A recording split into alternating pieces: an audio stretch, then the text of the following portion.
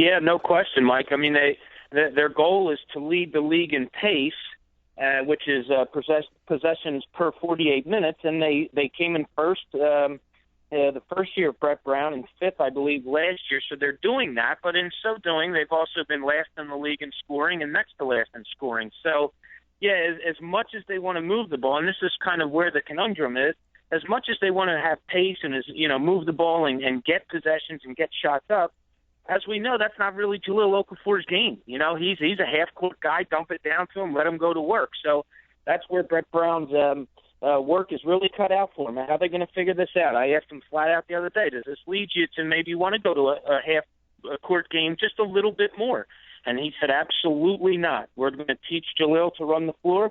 We're going to teach him to be part of the spacing and of the pace, and that's what they're looking for from him. But at the same time, they're going to have to get him the ball in the low post, maybe sometimes in the half court. So it's going to be something that'll be fun to watch throughout the year, how they're going to figure it out and how they're going to surround Okafor on the perimeter. Well, it sounded like Brett himself was a little surprised by the offensive game that Okafor displayed. He said, I thought he was a low box horse, but he has a 16-footer. He could take the ball to the basket. So obviously he's not an up-and-down guard slasher, but it sounded like he himself was surprised by what he had. And it kind of goes to what he said. I felt naked out there. I don't know a lot of these guys because some of them were hurt, didn't get a lot of time in the exhibition season. Yeah. Brown is looking for, and he thought he was going to have it in Nerlens Noel and Joel Embiid. A big man that can shoot a little bit from the outside, which would have been Embiid. He appears to have that ability. And then a guy that can play on the inside a little bit, which would obviously have to be Noel, being that he's lacking that outside shooting. Now he might be seeing a little bit more from Okafor. I don't mind that little 15-footer from him once in a while, but I think his real strength is obviously down low, where he has just tremendous footwork, a great feel of the defender, gets a defender on a position, whether it's his left hip, his right hip, and knows how to spin out of it. He's very good that way. I'd be surprised if they're going to look to move him out from the basket a little bit, but today it's shoot-around watching Noel, watching Okafor after they went through their workouts. He sat there and shot, about 50 to 75, 15 to 18-footer. So maybe that is something that's in their future plans a little bit.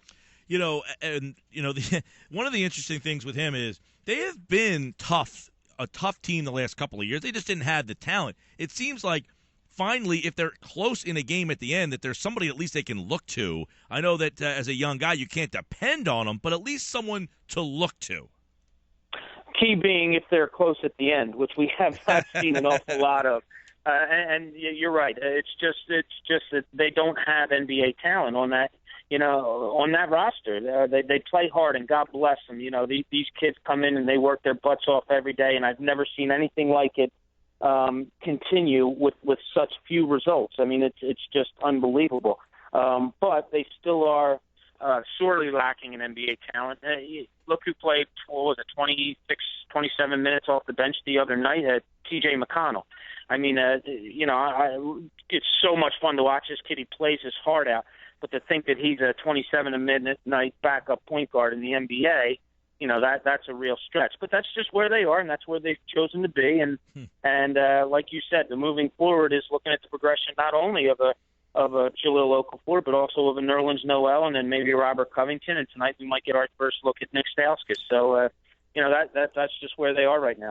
How far has Noel come? I mean, has he made significant strides he was good last year, but has he made significant strides? Has he made that big jump from one year to the next?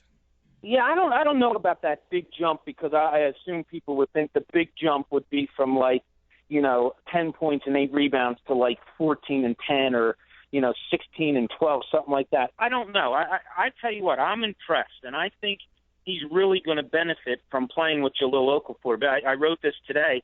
I just think he is an on-the-move type of player, meaning offensively and defensively. I don't think you can post him and he can catch the ball with his feet set and then look to make something happen in the low post. But if you can get the ball to him maybe a little bit outside and it's 1 or 2 power dribbles to the basket, and he uses that incredible leaping ability, and he finishes with his left or right hand right around the basket. I think that's really valuable. I think him being off the ball, moving maybe when the ball's getting thrown down to Okafor, and Okafor turning and finding a cutting Noel. I think that's a way he can score some baskets.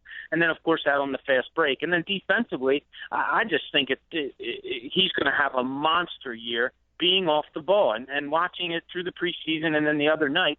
When he leaves his man and somebody drives the lane, their first eyes are, where is Noel? And they find him and they have to adjust. And whether it's altering a shot or having to pass out of a 3-footer because they know it's going to be blocked, that's where he's most valuable. So I've really been impressed with him so far this year. I don't know if it's going to show up in huge numbers, but some of the things that I look at, I just think he's really going to benefit with being paired with Jahlil Okafor. Bob Cooney from the Daily News, the Sixers tonight, and of course Stauskas, you mentioned, he didn't play. He's probable for tonight's game.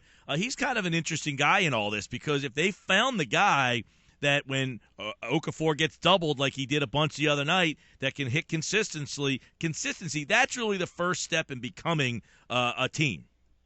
Yeah, if they can find some outside shooting, there's no question about it, because Jahlil Okafor had 8 turnovers the other night against Boston, Mike, and a lot of them were simply guards digging down. He got the ball dumped to them. Guards were just leaving their men and going right down to Okafor and double-teaming him. If he put the ball on the floor, which he likes to do, he likes to make moves by putting the ball on the floor, he was getting stripped continuously of that. Guys just, totally going from the waist down on him after the basketball. If you're covering a Nick Stauskas, if you're covering a Robert Covington, maybe you have an Isaiah Cannon on the floor paired with another point guard.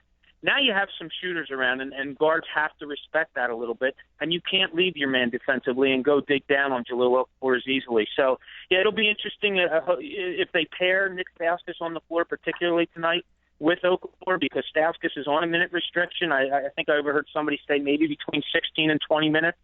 So we'll see how that plays out, but that's going to be a very interesting happening with their offense this year. Well, that's the first step, and I know a lot of people would say that 3 years later that this hasn't moved fast enough, and look, you could be a proponent of what they're doing and still have that opinion, right? I mean, hey, I like what you're doing, but it hasn't moved.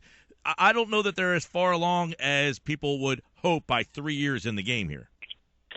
That's very, very safe to say, but you'll still have many people who are on board with it that say it's fine. What difference would it make? What if they did sign a legitimate point guard this summer? So what? It takes you from 20 wins to what?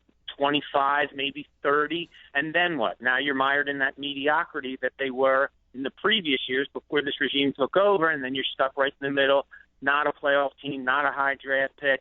So it seems to me they're going for all or nothing, and this appears to be another nothing year. And then it could lead to 4 first-round draft picks next year, maybe 2 lottery picks included in that.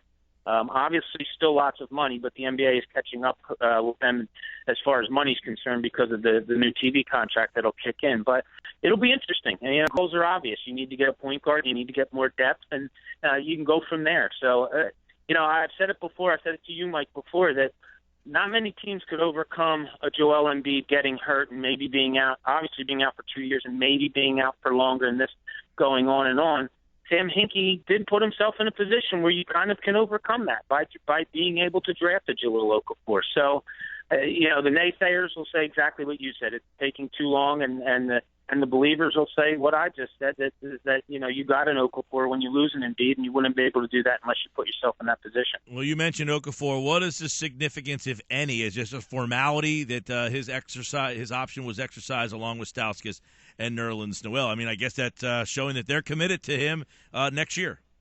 Yeah, it's a show of faith, and that goes a long way, believing in him, one. But that says something to a Nerlens Noel. It says something, to the other guys that have been around this process that has been so slow, that they're showing that commitment, that they're showing that belief, that they're not giving up on somebody. So, it might not speak volumes in the terms of, are you paying a guy that's actually going to be on the floor? But to a Nerlens Noel who's endured 3 years of absolute horrible basketball, 2 years and then this year also, it's a little like saying, okay, they believe in guys, they're going to treat guys right. So it's a good move by them for players that maybe have a little disbelief in what's going on. Bob Cooney, the Sixers tonight for the Philadelphia Daily News, they take on the Jazz. They'll take on the LeBron James and the Cavaliers on Monday night. So some entertaining games early here in the season, and we'll see the debut of Nick Stauskas hopefully tonight to give you another. I said the other night, you had your best two players, and you're probably missing your third, fourth, fifth, sixth, and seventh best guy the other night when, man, that was a banged-up unit up there in Boston. But that's what it's going to be like early in the season, and don't expect a lot of wins, everybody. All right, Bobby, we'll talk to you soon. Mike, anytime. Thanks for having me, buddy.